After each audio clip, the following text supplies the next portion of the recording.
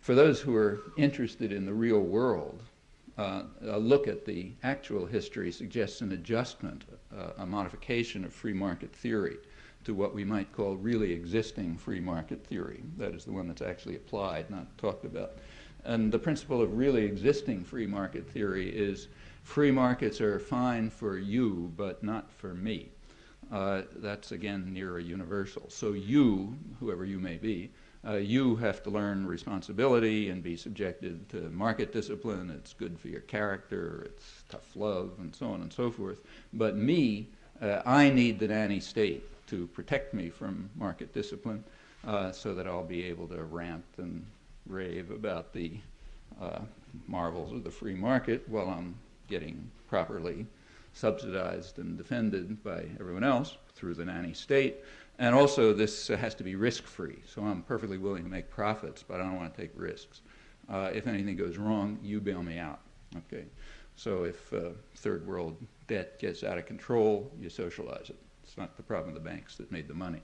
When the S&Ls collapse, same thing. Public bails them out. When American investment firms get into trouble because the Mexican bubble bursts, you bail out Goldman Sachs.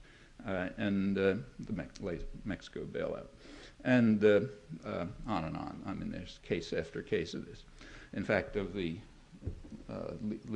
top 100 leading transnationals in the Fortune list of transnationals, there was a recent study of how they related to the states in which they're all somewhere, so they're all mostly here in some national state. It turns out that all 100 of them had benefited from industrial policies, meaning state intervention in their behalf. All 100 had benefited from the state in which they're based, and 20 of the 100 had been saved from total disaster, that is collapse, by just state bailout. When people talk about globalization of the economy, remember that the nanny state has to be very powerful in order to bail out the rich, and nothing is changing in that regard. 20 out of 100, again, were saved from collapse by this, including a number here. Well, that's really existing free market theory. There are many examples of it quite close to home, so we could start with our own governor, Governor Weld, who's described by the Boston Globe as a libertarian with a religious belief in free markets. And then a couple of days later, they reported that through various scams, his administration was able to sharply increase federal subsidies to Massachusetts so that way beyond what they were before, so that he could parade as a fiscal conservative.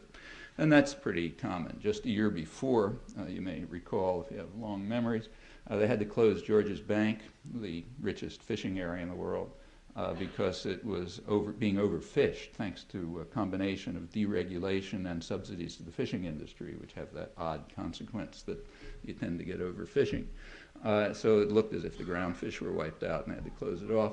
It didn't take long for the religious libertarian fanatic William Weld to take the next jet plane down to Washington, hat in hand, asking for a federal bailout. He wanted the national federal government to declare it a natural disaster.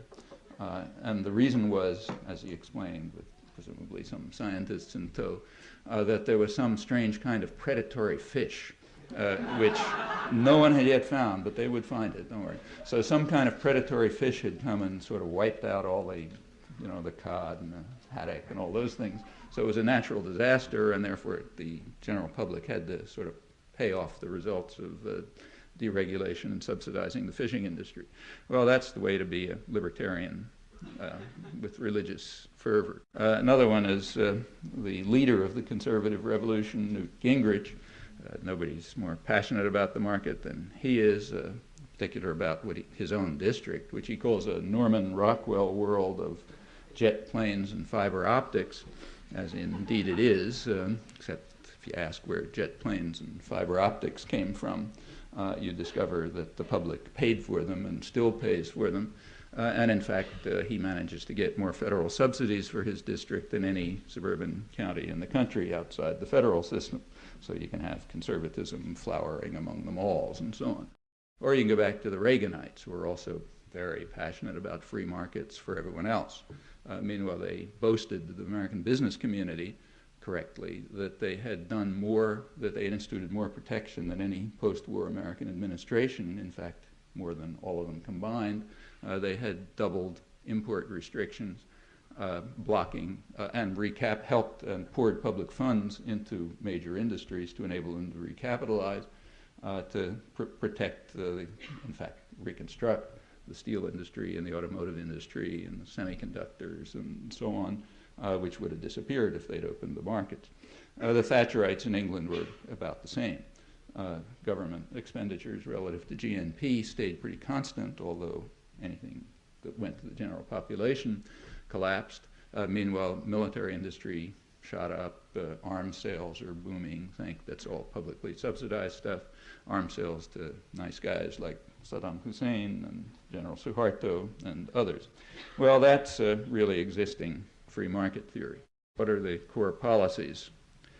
Well, the Washington Consensus, which is basically designed for the third world to make it that way and keep it that way, it's now being applied not just to the third world countries, but to the rich industrial societies, with the United States and Britain in the lead. However, it's with a twist. Since it's being applied at home, this is really existing free market theory that's being applied at home, meaning nuanced.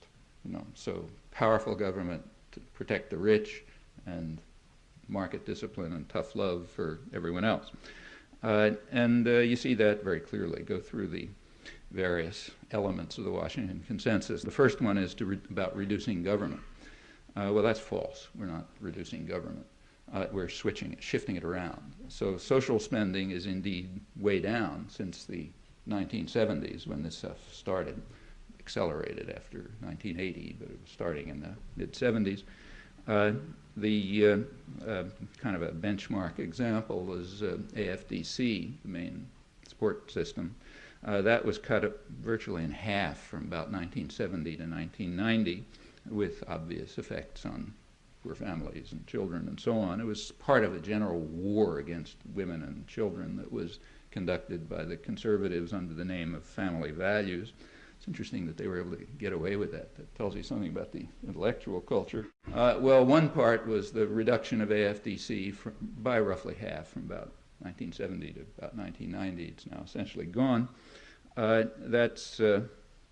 Purpose of that, as you know, is so that 7 million, a couple of million, I think 5 or 6 million kids, average 7 years old, can learn responsibility. That's part of tough love.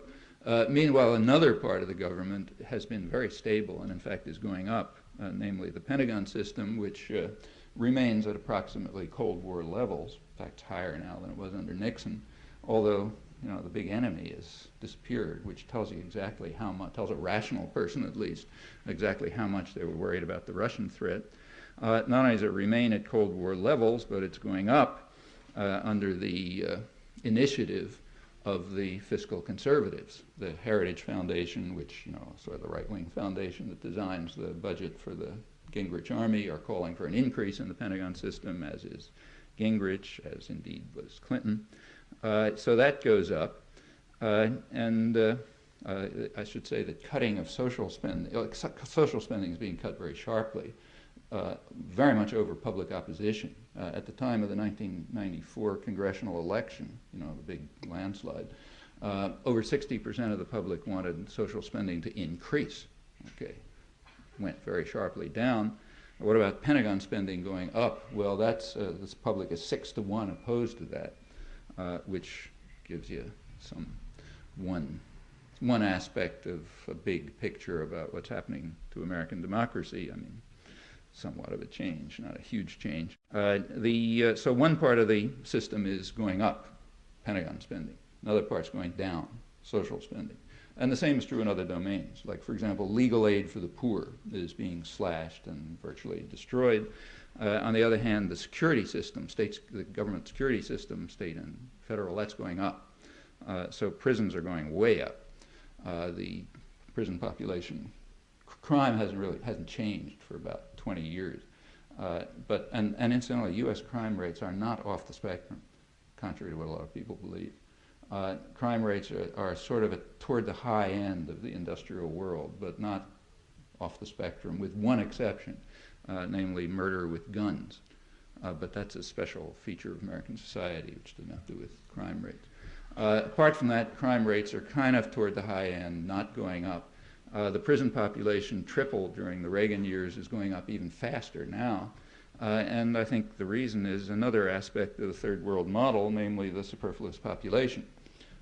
There is a big superfluous population. They don't contribute to wealth protection. Well, we're civilized folks. We're not like the people we fund in Colombia who go out and murder them, so we throw them into jail. And that's going way up in even more. And there's also a kind of like a side benefit to this. The putting more and more people in jail